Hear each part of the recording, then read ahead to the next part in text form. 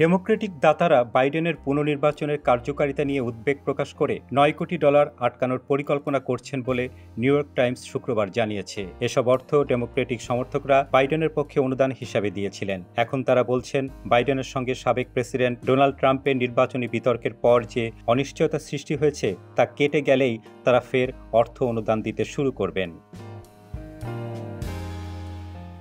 New York টাইমসের প্রতিবেদনে বলা হয়, একজন দাতা জানিয়েছেন যে ট্রাম্পের সঙ্গে বাইডেনের বিপর্যয়কর বিতর্কের পর তিনি নির্বাচনে আদৌ দাঁড়াতে পারবেন কিনা তার সুরাহা হয়ে গেলে তাদের অনুদান দেয়া আবার শুরু হবে।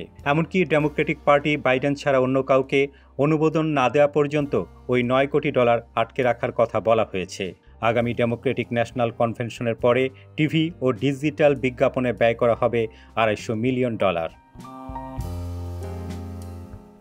এমনকি ট্রাম্পের সঙ্গে বিতর্কে বাইডেনের বিপর্যয়কর অবস্থার পর ডেমোক্রেটিক পার্টির তরফ থেকে বিকল্প প্রার্থীর সন্ধানে একটি জরিপ করা হয়, যা পরবর্তীতে মিডিয়ায় ফাঁস হয়ে যায়। জরিপে বাইডেনের বিকল্প হিসাবে ভাইস প্রেসিডেন্ট কমলা হ্যারিস, ক্যালিফোর্নিয়ার গভর্নর গ্যাভিন নিউজম, মিশিগানের গভর্নর গ্রোচেন হুইটমার এবং পরিবহন সচিব পিট বুটিগিগ অন্তর্ভুক্ত ছিলেন।